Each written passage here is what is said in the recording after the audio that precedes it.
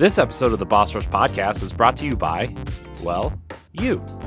If you want to learn how to support the Boss Rush family of podcasts, head to bossrush.net or our Patreon at patreon.com/bossrushmedia. Thanks for helping us build something better.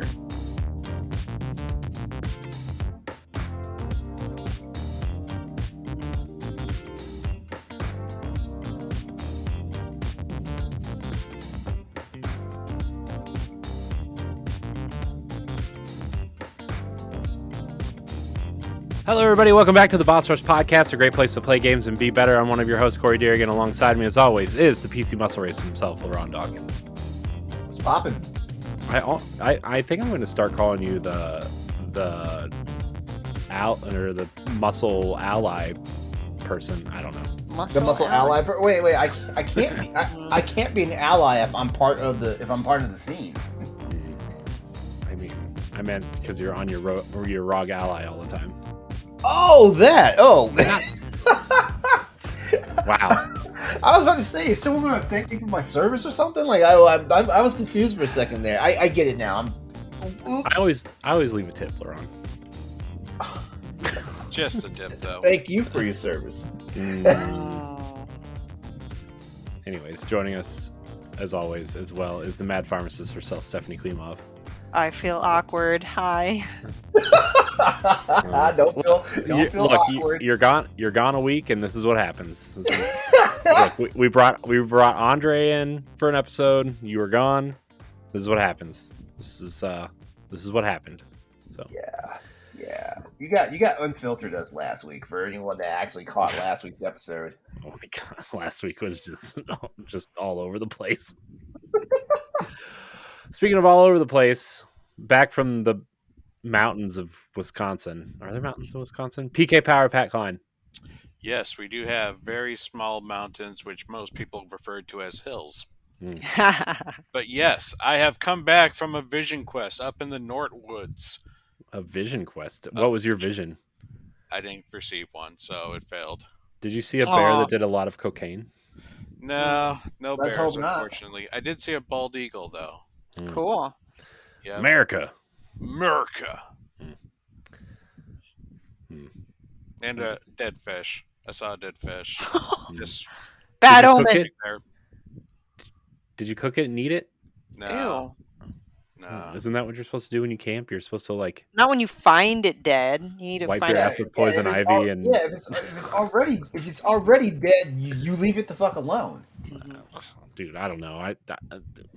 We spent centuries perfecting the house. I'm not going outside. Okay. I'm telling you, man. Like the best, like the number one thing humankind did was the air conditioner. Air conditioner. Air conditioner.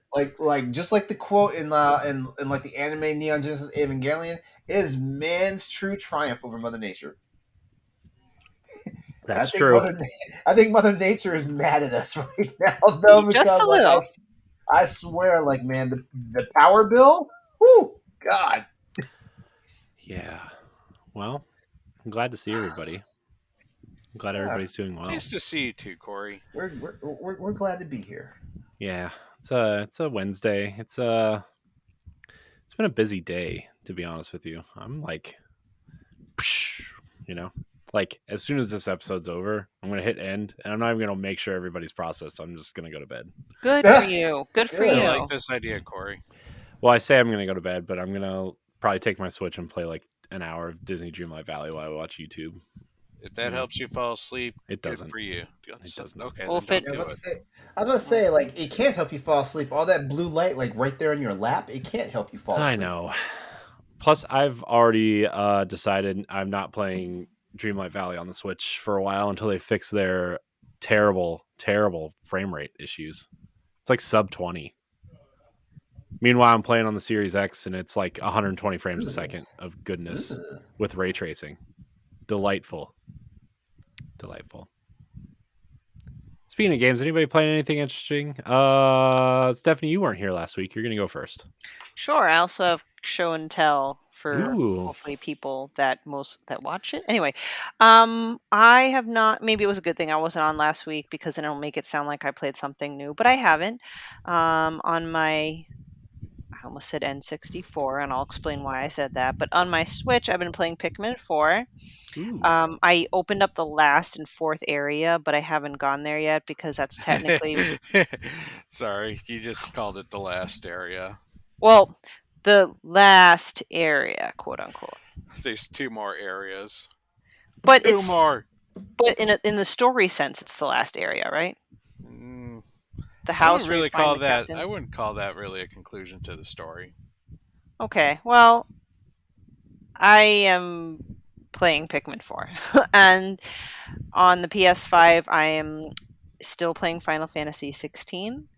Trying to blow through it so I can make it for the book club, but I'm missing out on a buttload of side quests, which I don't know, most of the side quests are like, hey, go talk to this person, or hey, go 300 yards and beat up these baddies. So I'm not really quite sure if I'll even go back for the side quests. Um, Yeah, but I go ahead. understand. Those side quests get very repetitive. A lot of them feel like or a lot of them felt unnecessary. My recommendation is do the ones that have the plus sign for sure, because that always gets you something. Oh, And okay. then there's some side quests towards the end that are actually worth it. But honestly, you could probably skip a lot of that. Yeah, it's like, oh yeah, thanks for helping out in the kitchen. Can you deliver these 3 meals to the people in this area? I'm like, really? That's my Yep. side quest. I did experience in the last 2 weeks 2 amazing boss battles, and that was with Kupka, who has the Titan icon, and then most recently I fought Bahamut. And oh man, you're like freaking up in space and shit. Like it's like of all the games that I've played on the PS5 so far, this is the one where I'm like, yeah, these graphics looks like I'm playing a next gen game. It's beautiful, and I love those icon fights. Um, but the in between's okay. Like I know you have to pace the game, right? You can't always have massive boss. Well, that would be cool. I'm not going to complain, but I wouldn't Not with expect that it. attitude. But I remember going through this one period, this lull, and I'm sure Pat, you can speak to it. Is in between those two, you have to help this girl. I think her name is Mid. She wanted to build a lab or whatever in the hideaway, Yep. and you literally have to go talk to this person, then pick someone to go with you, then go to an area, and then just do a thing like pick up something at a shop, and then go home. Like the way it was structured really was pissing me off. That is what we call filler. Mhm. That is to extend the game because they didn't know what else to do I know. And without then putting yeah, amazing action scenes together. yeah, and the whole point of doing all this stupid stuff for Mid is because you're trying to convince her to go visit her father's grave, and she's like, I need to finish this task first." So your character's like, "I'll help you so you could go see your father's grave." And then after you do all that bullshit for her, she's like, "Hey, I got one more thing. I'll BRB." And guess what? That little fucker just decided to run away from her feelings or whatever. And then I just had to move on to the next mission. I'm like, that was the biggest waste of GD time ever. So I wasn't pleased by that. But all things considering, I'm still having a lot of fun. Like it's a Final Fantasy I know everyone says this, so it's cliche for me to say, but it's very Game of Thronesy in a Final Fantasy way. I do like that. I got completely lost in the lore, but I think when you talk to this historian in the hideaway, you can click on her and then you can actually look at your character Clive and like this relationship tree of like when he meets a character and like has a story behind it, which really helps because I still don't know what the hell. Well, I like have a 75% understanding of the story. Mm-hmm. So, without spoiling the conclusion of the Bahamut fight, did you feel that the character at the end got what they deserved? Or do you feel like more should have happened? Before they returned to the hideaway, right? It was still in the Bef- end. Yeah, when they're in the tower Oh, after the fight concluded, after the fight. Yeah, and they were. Oh, and there was that one person. yep. Yeah, No, no, I was not satisfied by that. I'm like, neither was I. That person deserved worse. oh, that individual. Mm-hmm. It was like a Cersei or just It's really. exactly a Cersei. I mean, Yeah, what the hell? I was so mad. I was Yeah, like, oh, let's go, and then I was like, like fell that's it. flat. Yeah. Yeah, that's it. Took the easy way out, coward. hmm But those fights, my gosh, when Titan bursts out of the ground and you just see like Ifriko like, okay, I guess we gotta fight this thing now. Yeah, that this series always has a way of making things feel truly epic, true epicness. And I heard the Bahamut fight was actually made by the team that's doing Kingdom Hearts 4. Really? So Yeah. that might be something that we can expect in the future. Mm-hmm. Yeah, who knows? Maybe I will eventually pick up Kingdom Hearts 4. And you know what? I'm not going to bother playing all the games up to it anyway because I'm not going to understand the story. The story's not that hard to understand. Metal Gear is more confusing than Kingdom Hearts. Not Okay. that anybody knows what's going on in Metal Gear either, but So yeah. Oh, and so back to show and tell. So I hit up a retro game store. There's just not a lot in Massachusetts. I mean, not and if they are, they're kind of far. So far, all the ones that I've been to have been like okay.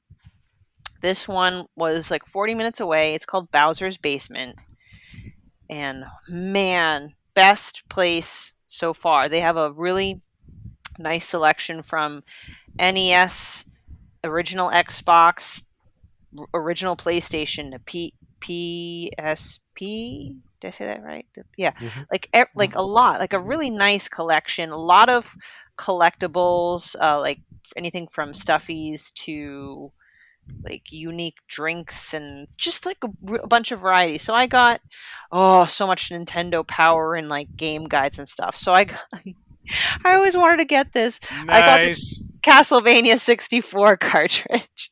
the best Castlevania. The best Oh yeah, Castlevania. the one I with got. sexy Dracula. hmm I got the. It's not. It's definitely not in good condition. But the bottom line is that it works. I got Buck Bumble. Mm.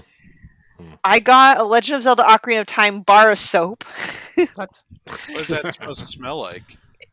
Well, see, I thought it would smell like freshly cut grass or something. And the guy's like, "It's coconut." I'm like, "Okay." I'm like, "I don't think. Why coconut?" There was a Donkey Kong 64. I'm like, "That should have been the coconut Or banana? or banana." Yeah. So they make Banana.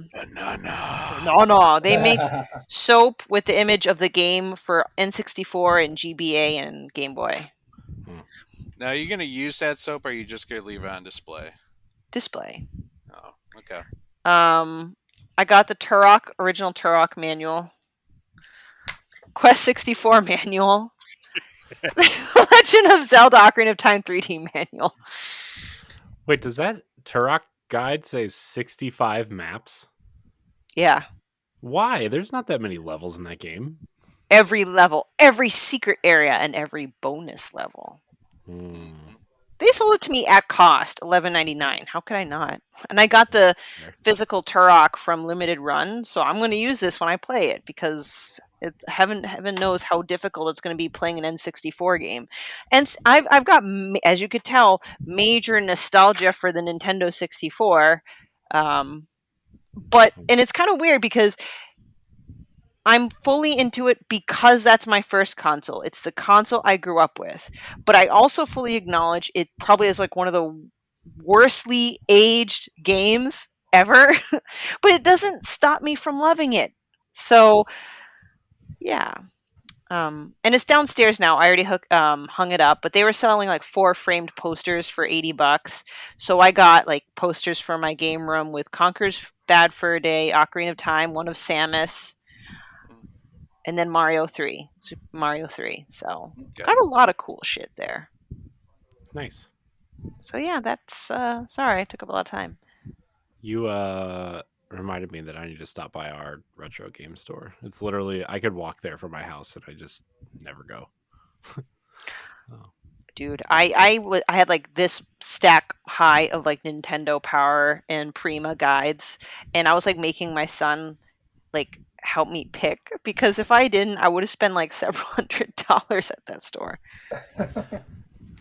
I have some N64 guides. If you want some of them, Stephanie, you can have some of them. I don't Okay. know which ones are left, but like the ones I wanted to keep, I put in these little like the plastic protective sleeves and put them with my the games that I have in complete inbox. But the rest are just kind of sitting over here. Some of them are really used and really destroyed, but some That's of them are fine, not. yeah. All right, I'll reach out to you, see what you have left. I'm happy to take them off your hands. Pat, you also Yes. weren't here last week. No, I wasn't. Tell me what you did. I played a lot of video games between those 2 weeks. Mm. But just to make it go a little shorter, let's focus first on the ones that I beat. Game number 26 of 40 was Master Detective Archives Rain Code. Let me tell you, that game takes a major twist at Case 5 and just like the genre almost completely changes. But overall, I love that game. Like, it was a lot of fun. Uh, very good, you know, like I said, twists were going on. I want a sequel. I need more mysteries in my life. That's the I always want to say that's the Danganronpa team, but I feel like that's wrong. No, you're correct. Is it? It is a Danganronpa style game. Um, Oh, the other game is Metaphor because that's the Persona team. yeah, that's Persona Metaphor. Yeah, I always get those two confused. Yep. Not this time, sucker. Ha! You did it, Corey. You got one right. I know. One in a row. So I highly recommend it. I absolutely love this game, and I need more. When I was camping, I decided I needed to complete this game. My next game, my game 27 of 40, because technically I beat it like a couple months ago, but I said I wasn't going to count it until I beat the additional epilogue that they added. Because it's Nintendo, you can't just port a game without adding a little something to it. Mm-hmm. Or can you? I don't know. Hi, Skyward Sword. Depends on the game. Yeah. No, they added normal controls to Skyward Sword. That's what they Okay, added. true. Sort of. Yeah. But I finally broke down and played Kirby's Dreamland, Return to Dreamland, and I finished off the Megalor's epilogue quest, and I'm done with the game now. Oh, Nice. wow. Okay. Yeah, I'm done. I don't have to go back to that for a while. Nice. I don't really quite understand the reason why they did the Megalor's epilogue. He controls very different from Kirby. Like, there were a lot of controls I wasn't quite into with his character. But then at the end of it, he has like this most amazing boss fight, and it's like, what the hell? You know, you have like a mediocre game, but then you have this incredible boss fight at the end. So it left me confused. Because then I also remember, why did they choose Megalor as the character to do this for? It's very random. It's But kind of that random. one's done. Yep. All right, so the games that I've been actually focusing on now, I decided to open up my Final Fantasy Pixel remasters, and I'm playing the one single player Final Fantasy game I have not beaten yet. 2, 5, 3. No. Yes. Good guess. Like I don't the original Final Fantasy 3, not Final Fantasy 6. Japanese Final Fantasy 3. Yep. Okay. Man, remember that nasty version they remade for DS? Sorry. Yeah, no, that's it. I've actually played that one all the way to the final boss, and I died.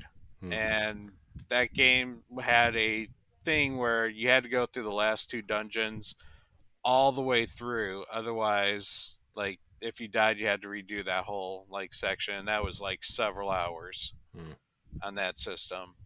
And it's also considered one of the hardest Final Fantasies, or at least the 3D or the DS remake was. But this isn't the DS remake. This is the Pixel remaster, and it has added some quality of life changes to the people of our age who don't want to spend their time grinding levels. They have an option to speed up the grinding of the Oh, levels. okay. So all the games have various modifiers depending on what the battle system is. You can you can increase your EXP earnout or your gil earnout by like 2 or 4%. I don't know if you can actually make it less. I didn't check that. But for people who either want to replay these games again, or for those who haven't played them but are afraid for because old games are meant to be grindy, these ones don't have to be grindy. So I'm literally at the end of Final Fantasy 3 again, and it's only taken me just over 12 hours to get to this point. Hmm. So it's a it's a decent game. I still consider it one of Square's weakest entries in terms of story. It's very simple. A giant earthquake causes the crystals of light to vanish under the earth, and then monsters have been, pouring out and invading people. And you are the four warriors of light who have to go on a journey to find these crystals and figure out what the hell's going on. Okay. That's Pretty kind of, basic, yeah. yeah, it's very basic. One of the things that bugs me is the fact that almost like over half the locations are very unnecessary in this game. Like they have all these little towns that have absolutely no connection to the story whatsoever. Like, and you could probably skip like most of them without ever even finding them. Like you literally have to explore to find these towns, and there's like 13 chocobo forests where you find the chocobos to ride, but Mhm. they're just so random places. Like there, you can find a chocobo forest at the edge of a peninsula, and there may be like 15 walkable squares around it, and that's it. And it's like, why do you have a chocobo forest here if I can't ride the chocobo more than like 20 squares? It's like it's kind of pointless. Hmm. But the game does have an excellent soundtrack. It's actually very good for being one of the earlier Final Fantasies. It does have the job system, which you can kind of choose and customize how you want to play. Um, if you want to be a mage or a geomancer, whatever kind of classes that you want. But yeah, it's been overall it's been enjoyable, and I look forward to actually beating it for once and finally laying claim that I beat all of the single player Final Fantasies. Nice. Nice. And finally, this game I got for my camping trip for the car ride. I heard of a visual novel that is supposed to be like the definition of good storytelling. Like a lot of people who say I've never played a visual novel and I played this game and it absolutely changed my life is like this is the description of like what people have been saying about this, and it's like one of the highest rated Switch games out there right now. Okay. The game is called The House in Fata Morgana. Hmm. It is a very dark and gothic story about a mansion. It's kind of a cursed mansion, or at least all the inhabitants in this like mansion has had some ill-gotten like or some ill-fated like tragedies in their life. Not necessarily like they all died in this mansion. It's just like that their life usually like something bad usually happens. Mhm. And you play as the master who's being guided by the maid. You have no memory about your mansion whatsoever, and she's trying to help you recollect your memories by showing you different parts of the mansion, and you go through these stories of the prior residents of this mansion. Uh, Mhm. and these take place in various times.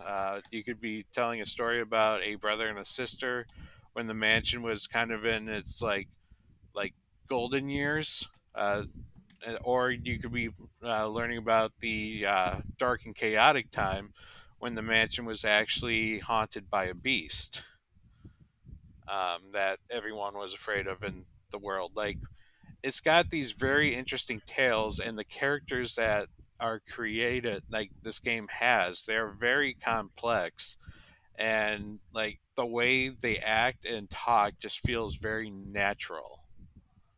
But the game is also very twisted. The artwork is super gorgeous. I'm not sure who does it. It kind of reminds me of like the DS, the well, kind of like the Symphony of the Night and Forward Castlevania art. It kind of reminds me about that. The soundtrack's also very haunting as well. And the story, though, the story is just very mesmerizing. Like I'm actually very intrigued to figure out what's going on with this mansion. Like, why is it cursed, and like how all these stories all just like tie together, because they like take place several hundred years apart from each other. Ooh. That sounds like complex storytelling, which I love. Mm-hmm. Sounds brilliant, actually. Yeah. This Switch version has both the main game, or has the main game. It also has a prelude, like a little prequel game, as well as a sequel, like another little side sequel epilogue. So there's like three different stories that this game has, and it's I think I bought it for like $40, not on sale. And like the Not main bad. story alone, from what I understand, takes like 30 hours. Hmm. So, but yeah, if you never ever played a visual novel before, this, I almost recommend checking this one out, because like it's not one of those that like are obviously derived to be like, hey, choose the girl that you love, out of these eight like girls with big titties and skimpy dresses, and oh look, this one has a cattail. It's not like Mhm. one of those kind of games. Wait for It, the DLC. wait for the DLC. Maybe there's a summer swim episode. Who Oh knows? no. But yeah, no, Nice. it's a very serious story, and the game takes itself very seriously. All right. Nice. I definitely have to put that on my watch list then. Yeah, I'll keep you apprised of it, Stephanie. It's still in the top 10 highest rated Switch games too. I just looked. So I know Nice. that's why I chose it. I'm like, you know what? The only visual novels I played have some like form of action. This is like the first pure visual novel I've actually really played. So I like it. LeRon, what about you? I'm still going strong on the three games I spoke about last week. So it's a Dead Space remake, Final Fantasy VII remake, and Spider-Man remastered. Um, Nothing. Here's something funny, right? Okay, so you know how like well, Corey last week when I spoke about me playing Spider-Man, how we talked about how like the swing mechanic just feels so natural. Yeah, because we've been using it for 20 years.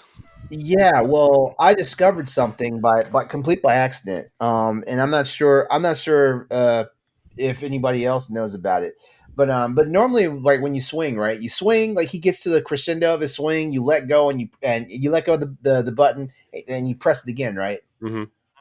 Did you know you let him swing, he'll naturally let go, and while you're still holding the button, he will just shoot another web out and keep going. Hmm. And I Miles did not know Morales, I that. think he does tricks. I Yeah, did you not do tricks, know. I did Miles. not know you can continuously just hold the button and he would just do his thing. Like you don't Hmm. have to like be manually pressing and like wearing out your triggers and all this shit. Yeah. Yeah, that But was where's Yeah. the pretty fun nice. in that? It's more interactive when you each like it's like playing Diablo. Like you Yeah, can hold the it button and feels like just it feels like you're doing something. You're like, no, I'm just lazy swinging. Just I'm just gonna sit back and chill, and yep. he's just gonna swing. Yeah. So yeah. So I don't know. Like I don't for some strange reason I don't remember my original playthrough being like this, but the boss battles are actually easier than the fucking like just the battles on the street. They can Yeah, be. Yep. I don't remember. The battles come down to strategy. Like there's almost tricks, and Yeah. like it's a lot of avoiding. And then once you have that particular opening, that's when you go and you whale them. Yeah, for real. Yeah, like I mean, seriously, like the boss battles literally just feel like it's just you just go in there, you do like I mean, like don't get me wrong, it's not like I'm walking. It's like a walk in the park for these boss battles. Like I one of the boss battles, like well, the Kingpin boss battle, like the Kingpin boss battle was, like I did have to continue a couple of times because like he was just for a big dude, he moves fast. Yeah, he does. He moves fast. But yeah, like I fought the Shocker, and like he did not seem that bad at all. But I tell you what, when I'm down there fighting the freaking like the Ghost Gang, like like the Syndicate, like my God, like I'm getting bodied. It's like what am I doing wrong here? Yeah. How far did you get in the first try? I was how far did I get? Like when I my first run of the game, Yeah. like I got all the way to the end. I just never did the final boss battle. Okay, so yeah, you remember the Silver Sable like mercenaries? Those guys are Yes, birds. yes. Oh my God. Yeah. I think I got to Shocker and I beat him and I stopped playing. I think that's where I ended mine. Shocker's the third boss battle. Well, you fight Shocker twice. Is the bad? So did you fight him the first time or the second time? Well, I fought him once, so it must have been the first time.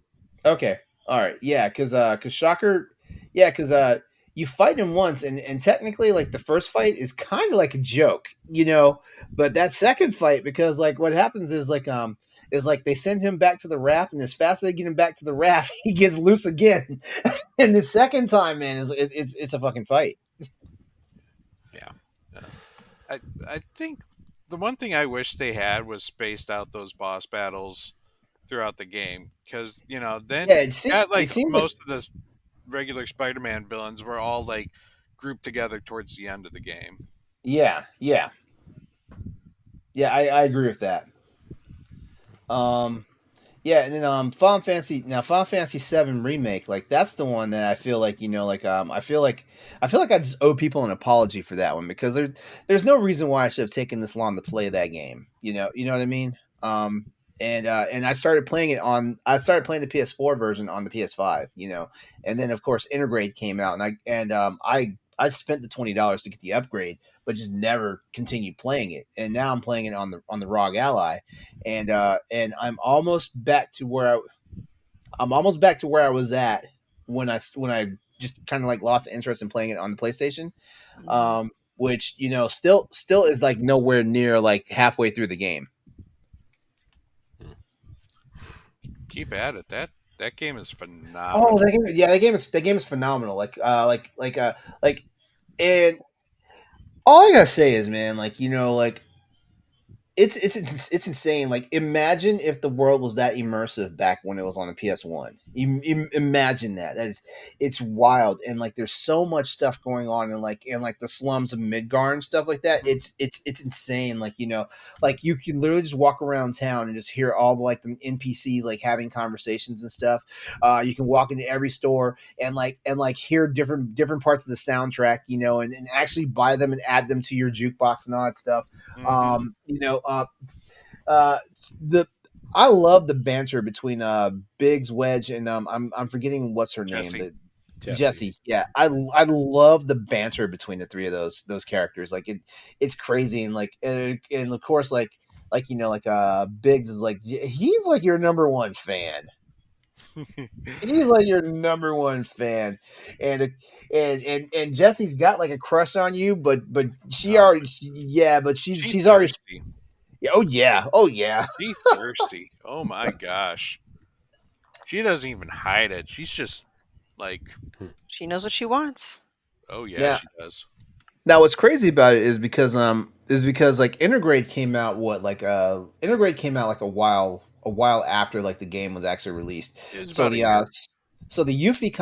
Yuffie content was not available right at the start, but pretty much after you start taking the bounty quests and stuff like that, the Yuffie quest shows up. And Hmm. so like you gotta be careful. You gotta be careful because I haven't started yet, but I know for sure that the level I'm at, I'm not going to be ready for that. Yuffie, I think, is its own storyline. Like she has her own level, and Oh, it's so not like it's Cloud's not not in tied. there? No, Okay. hers Okay. is completely is a separate story. Okay. Okay. All right. Yeah. And eventually I'll start working my way through Sifu. I Yeah. installed it. I installed it on the Ally, and I played that intro where like, yo, without giving away any spoilers, yo, like, did they really have to do that to that man's family? Without, Yeah. Mhm. That and the fact that, yeah, it's a, if you go into Sifu not knowing anything, that beginning mode, or you yeah, realize you I was, play it. yeah, Whew. yeah, I wasn't ready. Yeah, so I played the intro to Sifu just see what it was about because I bought it but I just never installed it. Like I bought it when it came out when the Steam edition came out and just never installed it. I love that game. Oh, I know you love that game, which is why I definitely had to shout it out that I started so you Yay. could so you get some of that loving. Um, so yeah, so right now like it's still just the backlog. Dead Space remake is going strong. I've I've okay. This is the best tip I can give anybody that's especially a PC gamer out there. Like I know, and I know I do it on Crossroads all the time where I'm like it's 60 frames or bust. The technological sweet spot on PC gaming is 40 frames per second. Hmm. 40 frames per second, and you can play it at 1080, 1440, 4K, buttery smooth, buttery smooth. But Like butter. That's LeRon's tech tip for tonight. It's been a while since I did that actually on any of these shows. It's been a while. I hope your tech tips are better than Linus tech tips. Oh yeah, man, he is catching hell right now. I know Oh wait. we talked about it on Spe- our podcast at work today. speaking of stuff that's going on, was Discord compromised? not Discord. Something called Discord.io. Okay, Is that the okay. website version of it? It's something I don't think it's actually directly related to Discord itself. Let's find out. Because I read look at No, I no, no. looked at I that mean, Discord's running fine if you go on Discord right now. Discord's running fine, but I was hearing stuff that Discord got compromised, and there was a statement put out that they're going to be taken down for the unseeable future.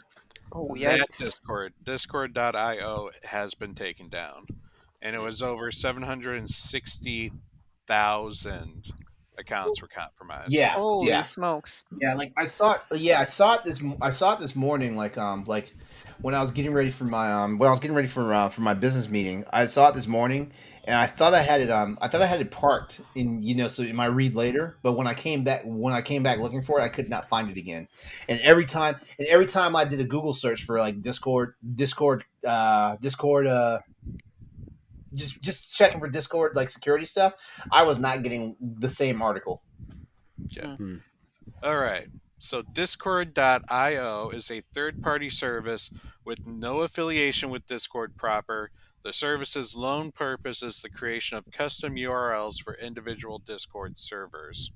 Mm. Interesting. Thank you, Pat, for that. Mm-hmm. Thank you, Google. What would we do without Pat? I don't know. Continue your conversation as normal. Maybe. Probably more true than not. Yeah. I doubled the amount of games that you guys talk about. No, sorry, triple. So for any other updates, because I know anyone that listened to last week's episode was probably intently glued to the emulation side of everything I'm doing. Not much is actually I have not really messed around that much on the emulation side since last week's episode of the podcast. So there's that. Nothing new to report. But let's just say PlayStation's in the house. All right. Yeah. It's not in my house right now. Still? Oh, what's wrong? What's wrong? It's just annoying. The whole thing. You had to send you had to send the refurbished one back. Mm-hmm. Yeah, I thought so. I figured when you said what you said, I was like, yep, he's gonna send it back. Yep. And what's Sony saying? Sony's gonna give you a new one this time. Oh, maybe. That's what I Maybe like. not. If you're tenacious enough, if you're tenacious enough, like they'll send you a new one. No, if the Tenacious like a hemorrhoid. no, if Ooh. the next one comes back and it like doesn't run right, I'm trading it in and just waiting for whatever redesign comes because it's really annoying. I missed it. So what happened, just super quick, to the refurbished one? It when you turn it on, it just had like you know how on old consoles they like when you put a disc in, sometimes it sounded like it was like grinding a little bit. Mhm. Ooh. Yeah, that's what mine was doing, but I don't have a disc drive, Ooh. so I don't know where Ye- the sound was coming from. And then it would just go like, "Arrgh," and then I had to like turn it off. And I'm like, nope, going back. Yikes. Yikes, yikes, yikes. Okay. So Okay. Just to let you know that it's on. yeah, So Pat, before we move past this section real fast, is 40 games your goal for the year, or is just 40 is just the number that you just threw out of the hat? It's the goal games this year. It Okay, used to all be right. So, 30. oh, it was okay. It Well, used to good. be 25, Oh, I Well, thought it was. well, and then it went to 30, and then it went to 40. well. Good on you because I think between me and Corey, like what we've beaten 3 games between you and me both, uh, like combined. like no, I've beaten like 5 or 6. Okay. Because, All right, I take it back. I did install Death's Door on the Ally. That's going to be my Nice. nice little. That's going to be my nice little time wasting game. I I did made install that on Awesome. the That game's Ally. awesome. I made Andre buy it too. He messaged me on Discord Uh-huh. and said I bought Death's Door. I'm like, yes, everybody needs to play Death's Door. I agree with the statement. So, Yep. Death's Door. Oh, and Dead Cells. Dead Cells. I'm joining. I'm joining the bandwagon on that. Oh, by the way, it's did so fun. Sorry. did you? Oh, sorry. No. Did you see the box art for the Castlevania crossover? No, I did You, For not. Dead you should, Cells? yeah, it's like NES Castlevania art box art. It's incredible. It's Should really I cool. should I go ahead and pre-install Starfield? I did. It went gold, right? Mm-hmm. It Yeah. Yeah, actually pre-installs on Xbox on Friday. So I'm gonna go ahead and pre-install this, and I'm just gonna say this. I really hope that this game, like this. Okay, so just to explain this, because like back when Stoy was still on Crossroads, we had a big conversation about this, and actually and it was actually a continuation of the conversation we had back on the EXP cast when I was there when I joined you guys for the Xbox show that actually showcased like what was it like 20 like 18 minutes of Starfield content, even though it wasn't like really like like anything like super major, but this is the one game that if I did not have a good gaming PC, this is the game that would have actually made me buy a Series X. So I really hope that Starfield is worth it. I really do. Like this is the like just like how back on PS3 and I bought a PlayStation 3 for Uncharted Drake's Fortune. This is Xbox's the Series X is Uncharted for me.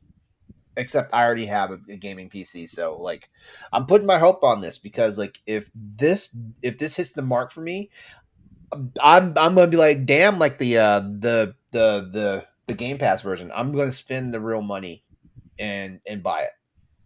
But I'm not stupid. I'm gonna check out this Game Pass version first. well, in a year and a half, it's going to be like $15 at some point. I mean, like you could play the Game Pass version until it goes on sale, and then you just buy this one on sale. That's what I do for the games that I want that are on Game Pass. Yeah, yeah.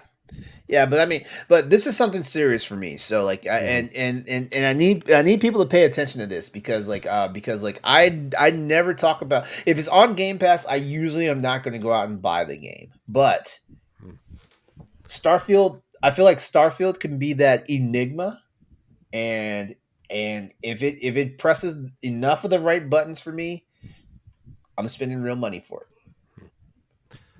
I hope people enjoy it. I'm really pissed that the scalpers fucked up that whole watch thing. I wanted that watch. Well, I wanted bet they do another run when the game comes out. You think so? Mm-hmm. I don't know, man. This is Xbox usually does that, dude. That know- Halo console was really limited for pre-orders, and then when Halo Infinite came out, they released a whole nother batch of them. Unlike Nintendo. Oh yeah. Oh shit! Y'all had to beg them to like relaunch those not Twilight Princess. I'm sorry, Skyward Sword amiibos. Like you guys got lucky on that one. I still didn't get it. GameStop messed up my order. I didn't get my Starfield controller or my Skyward Sword amiibo. You didn't get your wait. The Starfield controller was more abundant than the damn amiibos. How the hell they fucked that up? Were you not here for the episode that I described my 43-day wait for my refund from GameStop? Remember, I missed 2 episodes. This summer. Yeah. Remember.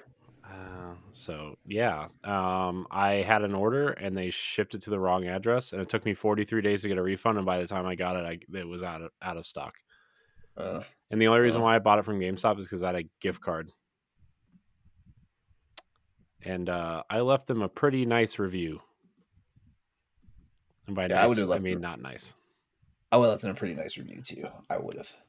Mm-hmm. I also tweeted about it and made a thread of like 3 separate tweets about it, and GameStop support liked it.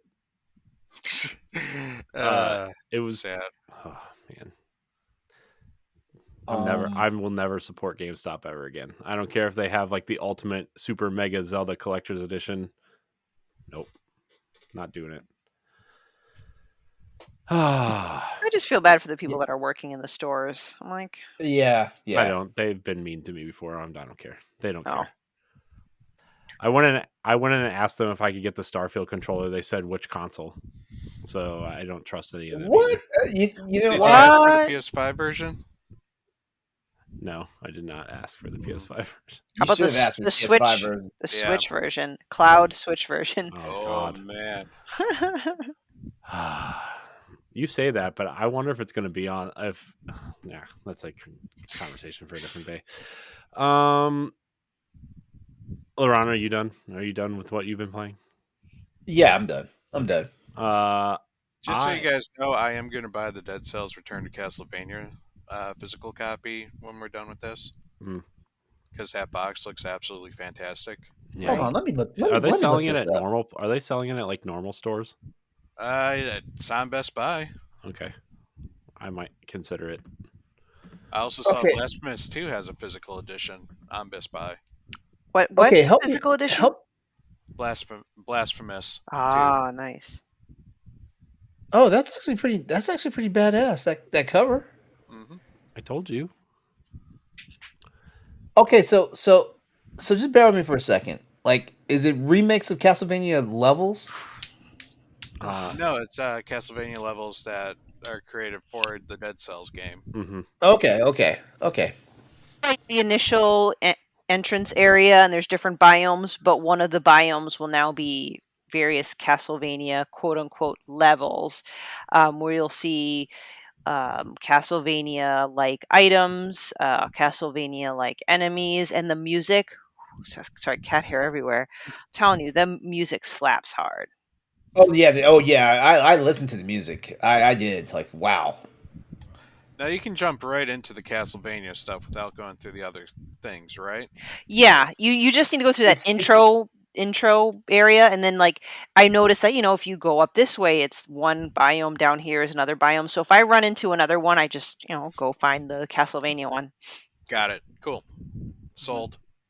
No, I loved it. I'm looking at it. Collector's edition. CD. There's a collector's edition? Yep. Yeah. Yeah. Oh, and one last update, entertainment-wise. I saw Oppenheimer Monday night. Oh, I saw Oppenheimer. How'd you like it? Oh, no. I have conflictions. Okay. Okay.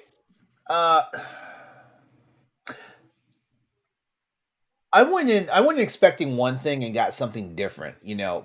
And it's not that I had crazy expectations for the movie. I think I just walked in a little too blind because normally I do a little bit of research about movies that I'm going to the actual theater to see or movies that I'm actually planning to watch, you know, like, you know, but for this one like I yeah, like let's just say for the opening act of the movie I was confused, you know. But then once I figured out what was going on, it was all right. But you know, this whole Christopher Nolan thing of where the score is always outdoing the dialogue is pissing me off. It is pissing me off, and so like for a good portion of the movie, I was sitting there like, man, like I really wish I had subtitles. Like, why couldn't they be speaking a different language so we'd be forced to have subtitles, you know, stuff like that, you know. Oppenheimer itself, good movie, but based on how like I felt about the movie, I didn't give it the highest rating. I walked out of there for a Christopher Nolan film. This was a C minus for me. Oh wow. Yeah, yeah. And then I said something really controversial to some friends, and I was like, you know what? He just needs to go back. He just needs to go back to superhero movies because I feel like Inception, um, Inception, The Dark Knight Rises. Wait, no. The Dark Knight. I'm sorry, The Dark Knight, because I wasn't really fond of Dark Knight Rises. Inception, The Dark Knight, and Interstellar. I think are my three favorite movies of his. Oh well, when you compare it to those, you know, I guess I can kind of I get it. You know what You the know what? rumor he's doing though, LeRon? You know what his What's next that? movie might be? What's the rumor? Is the next 007 movie, Hmm. which he said That'd be he cool. really wants to direct 007. Okay, well, you know what? The only way to go is up. I Well- guess that means either Tom Hardy or Joseph Gordon-Levitt will be 007 in all their movies. I was gonna say, the lot of good actors in the movie though, like just shout out. Speaking of Gary Oldman, who he played Harry Truman, I barely recognized him. I'm like, the heck. Same thing with Robert Downey Jr. playing the character that he You did. know, it took me a moment to realize that was Robert Downey Jr. I was like, Like, like, oh, like at the very beginning of the film, at the very beginning of the film, I didn't realize it was Robert Downey Jr. And then by the time they got to the end of the first act, I was like, wait, that's fucking Iron Man.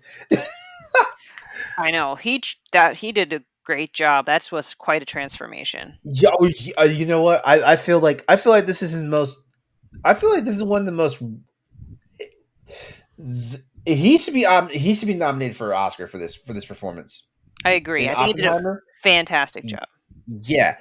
I was like, you know what? I haven't seen Darren Jr. like this in a long time. And I think it's because like we've had like 14 years of Marvel. You know, you know, we forget that the guy had an acting career before that. You know, and stuff like that because he had good movies before Marvel. Of course, he had good movies. You know, because of Marvel. But you know, like I forgot he He has dude had range. range. Thank you. It has range. Yeah. So yeah, that was good. I love Matt Damon in the film. Like it's I love there were so many different actors in this film and man, it was crazy just trying to like, you know, like because like they don't look like how like we are used to seeing them in real life, you know. You know, cause shit like Jack Quaid was in the movie. Florence Pugh, Emily Blunt, Rami Malek. I mean, who doesn't recognize Rami Malek? You know. Yeah. But shit, who else was in this film? Josh Hartnett. Like What? I was like, whoa, yeah, Josh Hartnett's in the film, yeah, and he actually plays a role. Like I mean, like an actual role, like he speaking role and everything. Like he's Stephanie. He's like in a good 40 minutes of the film, right? I think. Yeah, decent amount. Yeah. Yeah, yeah, Man, yeah. fast moving fast. Casey Affleck, Kenneth Branagh. There were names like Scott Grimes is in the film. Tony Goldwyn. Lot Shoot, of who them, am I yeah. missing? Who am I? Olivia Thirlby. Shoot. Hold on. Anyone else? Anyone else worth noting here? Yeah, those are noteworthy ones. And watch someone's going to come in us in the comments like, you didn't mention this person. Like, you know what? I tried. Okay. Movies that star-studded, sometimes you forget a person. Mm-hmm. Yeah, yeah, but and also Cillian Murphy. Like, I mean, I don't know. Like, everybody's thirsting over him and stuff like that. But he did a very good job as Oppenheimer. You know, like, now that I've seen this performance, I don't know if I could see anyone else playing. You know, doing a follow up and playing another version of Oppenheimer. I don't think it would work. Yeah, if you here's what I will say. Even though I gave it a C minus, I will say this: if you like this wasn't a political intrigue movie. Oh, this is why I kind of gave it a C minus. Because like if we think back to Interstellar, Interstellar was a science fiction movie, and man, like they nailed the science part of it. Like they talked about stuff that just had my inner nerd just like freaking vibrating, you know, and stuff like that. So I thought for sure that Oppenheimer would kind of go the same route. Like, yeah, sure, we saw some equations and scribble on the board and stuff like that, but they didn't go to the brass tacks about the science I see. like they did in Interstellar. And I was like, man, what is this? Like like Interstellar was a great movie. No one got buried in the techno babble of Interstellar. And Interstellar is based off of real science, whereas Oppenheimer is real science and it was biographical. So Mm. what were we missing here? You know. But then I understand. But then I finally understood something. Like Nolan's approach for this film was based off the book. There's a book that talks about the whole situation about what's going on in Oppenheimer and Robert Downey Jr.'s character Strauss. And that's the part that I missed. And it wasn't until after I learned about that then my awareness of the film got a little bit better. Still giving a C minus. You know, C minus is not a damning rating for Christopher Nolan. It's not. It's not. But still, you know, that's my story, and I'm sticking to it. I mean, you know, like I've seen some really good Nolan films like Dunkirk, you know, Dark Knight, Interstellar, Inception. I'm going to watch Tenet because I skipped Tenet on purpose, you know, and everyone's like, "Oh, you must watch Tenet," you know. Memento was also a good one too, you know. The only Christopher Nolan movies I've ever seen are the Batman movies and The Prestige. Prestige was Prestige was awesome. Prestige was awesome. Wait, wait, Uh, wait, wait, wait, wait, wait, wait. This is Man of Steel. He didn't direct Man of Steel, did he? no, He produced it, right? yeah. Remember that Okay. whole thing, like right after the like when the Dark Knight Rises was coming out, and they were like spinning up the DC EU or Yeah. whatever, Yeah. and they pitched it as Nolan was going to produce the whole thing, and his brother was going to write all like most of the movies and direct some of them, and then we saw how that happened. Yeah.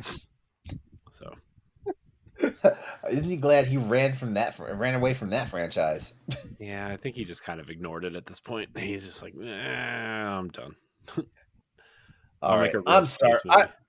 I'm sorry. I took up a lot of space on this podcast tonight. I'm so sorry. That's It's cool. We love hearing from you. it. Wouldn't be a podcast if you were quiet. So you know. You know what? Okay. Okay. I can deal with that. I can deal with that. Is that it, LeRon? I'm done. I'm Great. done. I've actually played quite a bit. I played a little bit of Destiny because the showcase is on Tuesday, and this is the first season pass I haven't completed in almost 3 years. Just because I heard things are really melancholy for the fan base right now with Destiny. they're interesting to say the least. I mean, this expansion was not very good. Last season was not very good. This season is actually really good. It's just like I think that there's so many other amazing games to play. Uh, I mean, this season came out with like Star Wars and Diablo and Final Fantasy and Zelda, and you know, it's which is sad because it's a pretty good season and the story's pretty good, and um, but yeah, I played a little bit the other night just to like it's time to get back in the groove because this fall there's really not like a whole lot for me other than like Mario, Mario Wonder, and that's probably it, to be honest. So it's time for me to I catch up. can't believe we're on the cusp of a brand new Mario game. I cannot believe it. I know. Mhm. 2D Mario game. The Yeah. best type Yeah. of Mario game. Agreed. For real, yes. Except for Mario 3D World.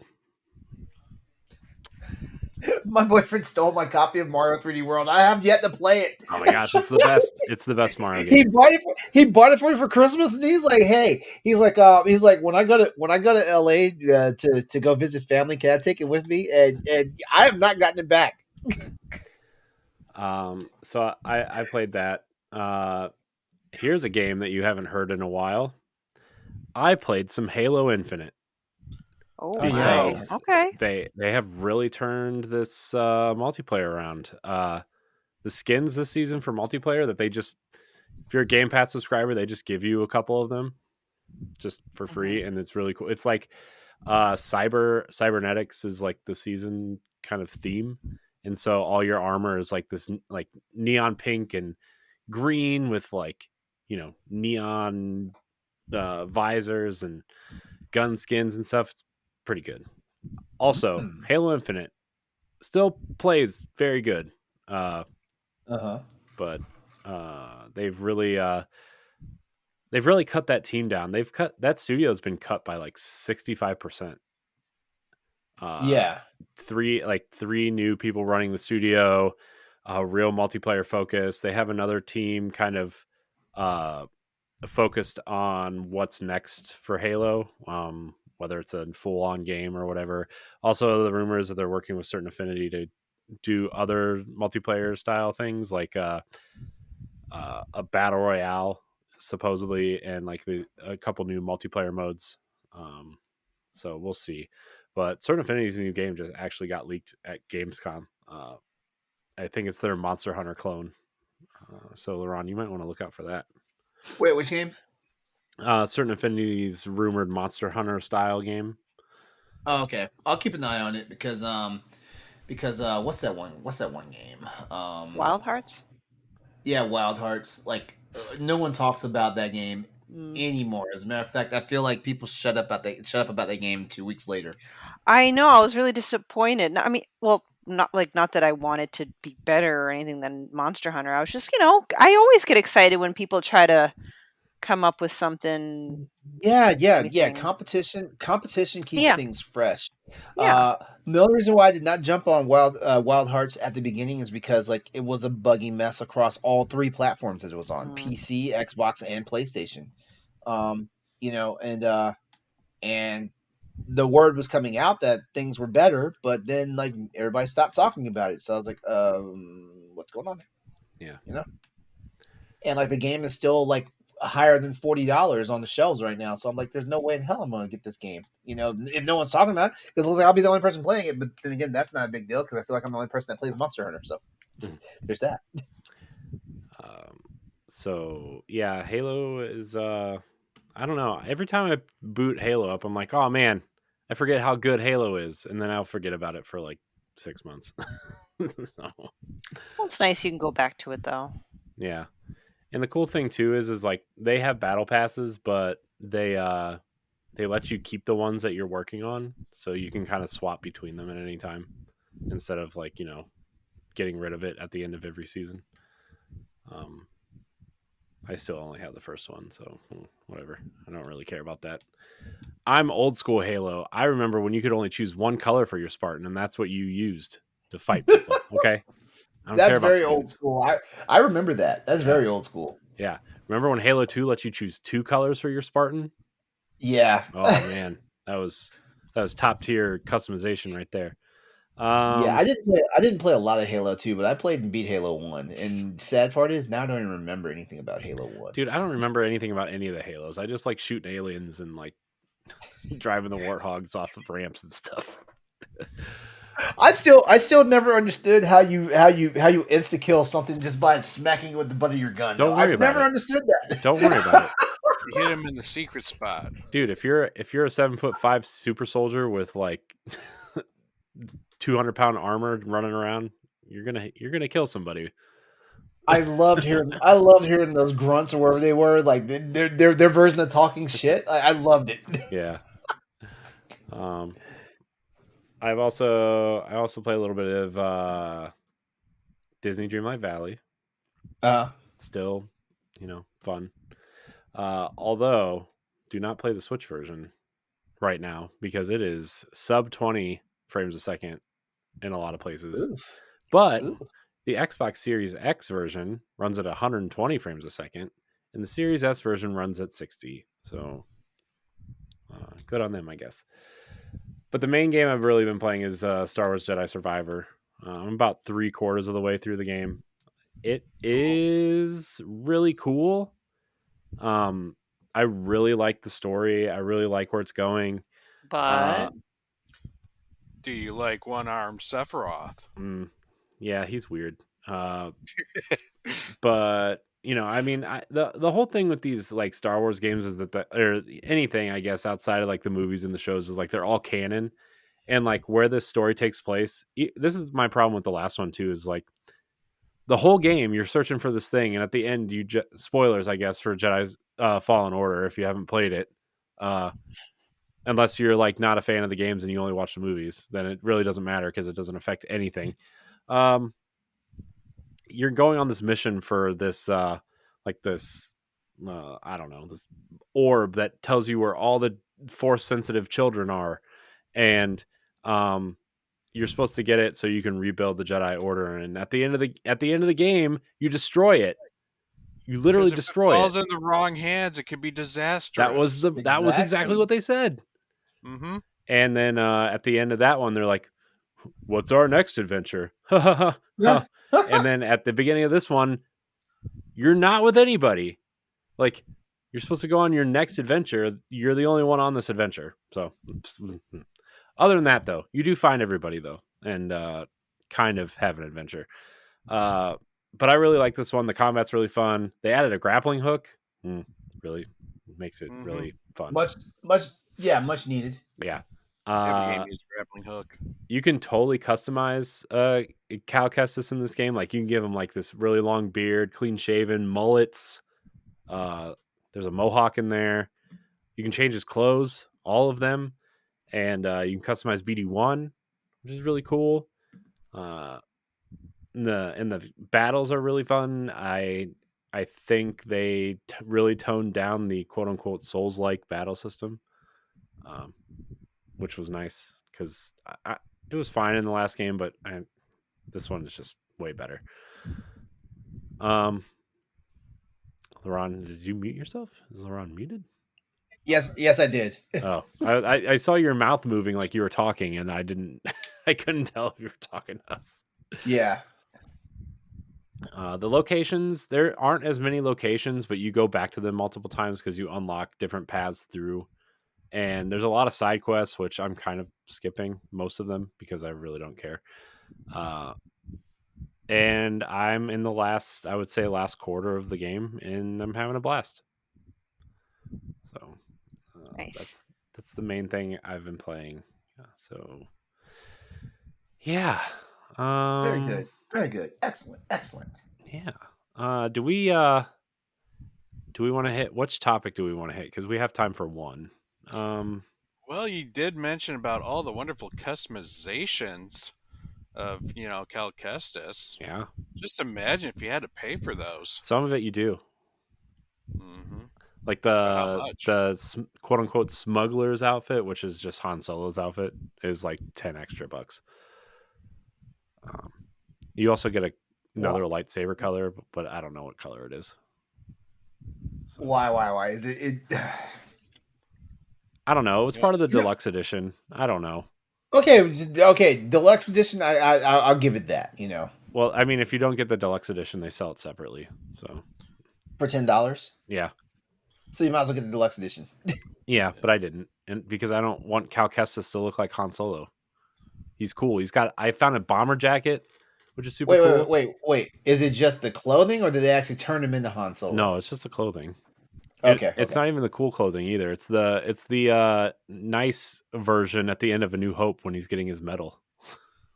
So The respectable Yeah. clothing. Yeah, respectable Han Solo. That's what I think of. It's not the scoundrel version. No, it's not grumpy old Han Solo either. But I saw this come up in a lot of chats and Discord and Twitter conversations. A lot of people are really put off by the Ninja Turtle skins in Street Fighter, because each turtle is $15. So that's $60. That's a whole video game. Yeah. It is, but it's also like I don't know if I've just been playing stuff like Destiny for too long, but a lot of those skins are $15 and $20 a piece.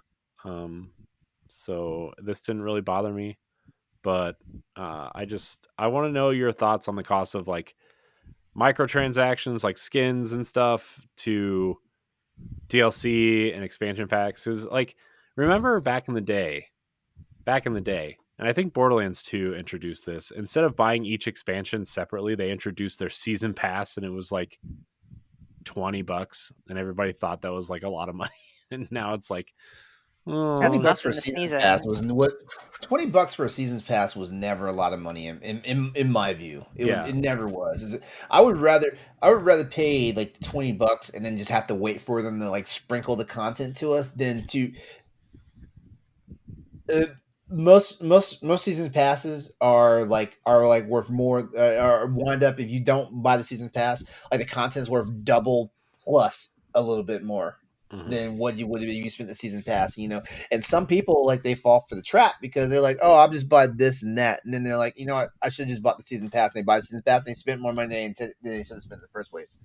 That being said, $15 per turtle, I have a theory as to why it's that's kind of pricey. That's kind of pricey for a single character unlock, especially when we're looking at Mortal Kombat 1, and they haven't even put the pricing out for it. But when those characters from the DC universe show up, I don't know if it's going to be free. I think it's going to be part of season pass though. It's part of the Combat Pass 1.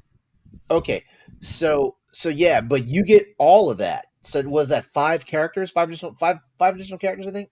Yeah, but here's the difference though, is that Capcom does not own the Ninja Turtles. Nickelodeon does. Whereas that's where I was yeah. That's where I was about to go with this, because I think $15 per turtle, this is all because of licensing. Mm-hmm. I think that's what it is. And yeah, like, the Ninja Turtles are riding high right now. There's a movie, The Last Ronin. There's a movie, The Last Ronin. The Turtles game came out. The Shredder's Revenge came out. And there's a new Turtles TV show and a sequel to the movie coming out too. Yep. So yeah, like, it's riding high right now. But I have a funny feeling that Nickelodeon Paramount has something to do with this. This pricing. Mm-hmm. I don't. Because I'm pretty sure Capcom was like, ooh, that's a little high. We were thinking $15 for all four of them, and then maybe another $10 for April and Casey Jones. Mm-hmm. I guarantee you that's what Capcom was thinking.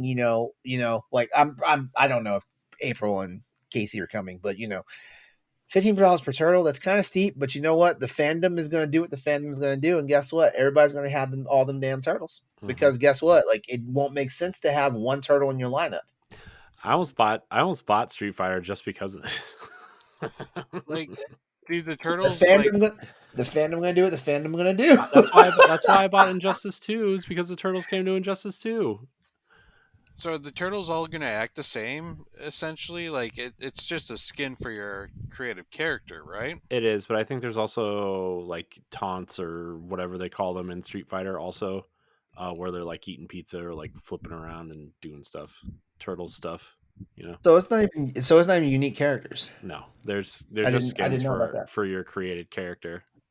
Which explains why people were out there like making their own customizations. Yeah. So I think this is gonna. I think it sucks because I feel like Street Fighter 6 is going to suffer because of this, but I guarantee you this was not Capcom. Capcom makes a lot of bonehead decisions, like, not making games cross-platform and cross-save. They make those type of bonehead decisions. They would not make a decision like $15 per skin. Yeah, that's insane. Yeah, I mean, what does their fighter pass cost? Like $20, $25, $20. I want to say $25, but I'll find out right now. Because I don't even think the turtles were, well, the thing is though, in Injustice, all of the all the turtles are in the game, but they're all just one character. So, and you had to like, in the way that Injustice worked, like you got different sets of armor to like boost your stats throughout the story mode or whatever, and you could apply it, and then it would change the way your character looked. So, like when you go in to customize your quote unquote Ninja Turtle in Injustice, you just applied whatever mask the turtles wore. Like if you wanted to be Raph, you applied the red mask, and if you wanted to be Leo, you applied the blue mask. And it was one turtle, but I think even that character was sold outside of the season passes, and it was $15, I think, for one character. So maybe it was a little bit more. I'm not 100% sure, but I just really don't mind things that, I mean, I get it. Like, yeah, $15 for each one is kind of steep. I get it. But also like the way video games are now and the how much everything costs and licensing and all these other things, like it's kind of expected. I mean, you look at Fortnite, and granted that's a free to play game, but a lot of their skins, like the licensed skins, are anywhere between 20 and $30 a pop. And nobody really complains about that, right? So I don't know. Well, That's that, and I feel that with something like that, you know, no offense, it being a business, you don't need the turtle skin to play this game. You don't, Exactly. it's not like I'm sorry, it's not like they're locking something really important or vital to enjoying the game behind a paywall. Okay. So it's like any other thing. Like if you want to look pretty, you want to get your favorite character skin, then because it's a business, not a charity, as long as, their price falls within the general range of what is out there on average, like within the marketplace, so to speak, it's fine. And Mhm. and I know it's like kind of an insensitive approach, and I'm speaking as someone who doesn't really buy skins because I don't know, I don't want to waste my money, but Yeah. it's cosmetic. It's if you don't like the price, don't buy it. yeah. I mean, not everybody like and again, like everybody complains, like nobody's buying every single game that comes out either. Like if you are, then you have a lot of Mm. money. Like You Or games, a you read. problem. yeah, Yeah. like games are Well, expensive. I'm Like sorry, I like to buy video games. and like I don't buy them all. if you can't afford it, then don't complain. Like I don't know what to say. Like don't buy it. If you think it's too expensive, don't buy it. If you can't afford it, then you can't buy it. Like that's I don't know. I don't have a problem when things cost money. And I guess I'm just I don't know. I like the way you said that. I don't have a problem when things cost money because I that's my philosophy too. I just never quite had the words to put it out there like that. I when things because here's the thing about it. Like if you want it bad enough, you're gonna get the money. Mm-hmm. Hmm. If it's necessary to you, you're going to get the money. Yeah. You know. Yeah. No, I personally feel it is a little too high, but I'm also remembering the days when skins were maybe like $5 at most. Mm-hmm. Thank you, Elder Scrolls Oblivion. Horse armor. You know. But It's on sale right now. You know what though? 499 though. 499 per skin like that. That's an easy to swallow like pill. It is. It is. You know. I feel like 799. Per skin is probably right there at the limit. You know. I feel like that because like it all depends on like we know like Street Fighter is gonna have actual characters coming to it, stuff like that. So Mhm. like it's like the pricing for the skin is just wild, the $15 for skin is just wild, and it's I'm not not like you're sure if gonna they're get all four of them together either. Like it's you're one character, so yeah. you can only wear one skin. Yeah, yeah, and that's the other thing. That's the other thing about it too, right? Um, ultimately, like like what all is it? What all is it for? You know, like Mm-hmm. it's not gonna give you any advantage. Well, then again, we know how the fighting game community is. They're gonna find ways to make those like the taunts or whatever like broken as hell and actually usable in the fighting game matches. So that's gonna be entertaining. Mm-hmm. Yeah. All right. I just loaded up Fortnite to see what premium skins they had this month. Okay, so the Ninja bundle is back, and that's $20. And what do you get in the Ninja Bundle? You get an emote. Because I don't follow Fortnite at all. You get an emote, his skin, and some swords that act as your pickaxe. Huh. Let's see. Oh, there's a WWE bundle in here. So okay, so it's the Becky Lynch and Bianca Belair. I don't know who these people are. I heard if you take the John Cena skin, no one can see you anymore. That's his emote though. Is this? And that bundle is $24, and you get 2 skins and an emote and some sort of pickaxe. Uh-huh. The generic sock monkey skin is $12. It's just a sock Why? monkey. So you know. See, you brought it up in like the general topic. Like I'm more willing and eager to spend money on DLC or season pass or because it provides content. But when it's skin specifically, I'm like, gosh, it's just the way Yeah. my character looks. I don't Yeah. know. Yeah, all these the icon skins, which are just like the influencers that they put in the game. There's 7, 8 of them, and they're all anywhere between $20 and $30. Wow. Okay. Well, sorry. So I don't know. And plus, like again, like I said, coming from Destiny, where all the cosmetic armor sets that you can get, like the Ghost of Tsushima one they have in the game right now, is really awesome. But it's $20, and you only get the armor set. And then if you want to buy Wow. the Ghost and the ship and your Sparrow, like a Ghost is $8, the ships are $15, and like the Sparrow is $12. So like to get the whole set, you would be spending almost what, I didn't do the math, like $40. And I've done that for certain sets before. Not proud of it, but I did. Hey, I have to think, but I know for sure there's been some stuff that I spent more money on in gaming than I really should have. There's things. I mean, shit. Like every now and then I get sucked down the well of freaking mobile games and stuff like that. Mm-hmm. And get racked up on some microtransactions and stuff like that. Everybody has a price. Mm-hmm. Everybody has a price. Mm-hmm. Yeah. Some people want the cosmetics. Some people want actual tangible things. Some people just want to pay to win. Mm-hmm. Yeah. And yeah, I mean, I'm just of the impression if you can't afford it, then you can't buy it, and that's not my problem. Yeah. Sorry, I know it's going to offend a lot of people, but Yeah, not my problem. yeah. Corey in his hard to swallow pills. That one's big. That one's rectal, actually. Ooh.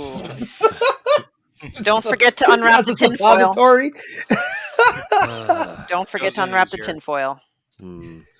No, I'll still save my money for games or for DLC that actually involves levels and expansions. Yep. Yeah, exactly. Yeah, expansions. Yes. Mm-hmm. Yeah, I would pay $30 for an expansion, no questions. Yeah, I mean, like, look, for a game like Jedi Survivor, I'm not going to pay $10 for the ability to look like a fake Han Solo, right? Like, but somebody who's really into Star Wars might do that, Mm-hmm. Whereas in a game like Destiny, I'm willing to buy things because I'm super into that game, So Right. it also depends on like what you're into and how invested you are, and like is there an expansion coming out now? There's games out there that do give you free skins and free updates, like The Witcher 3 has been really good about giving you free stuff in the game, But also their expansions when they came out were like $25 and $30, and that game has also sold like 6 bajillion copies. Those expansions were practically games themselves. I mean, it was crazy how much content those were. Yeah. So, well, that was a good discussion. Yeah. Does anybody have anything else to say about that before we get out of here? I said my piece. Yep. Mm-hmm. Peace. And I'd like to say peace to all of you because we're going away. Thank you guys so much for watching and or listening to the Boss Rush podcast. You can find it every Monday on podcast services. You can get it 3 days early on Patreon, along with extra goodies. Follow us on Twitter and Instagram at Boss Rush Network and whatever other social media platforms exist at this moment. Who knows? Could change. Nobody knows. Subscribe on YouTube. And yeah. Thank you so much for watching and listening. Until next time, we love you. Goodbye. Bye. If you want to be a Patreon producer, head on over to Patreon, patreon.com/BossRushMedia, and find out which tier is right for you.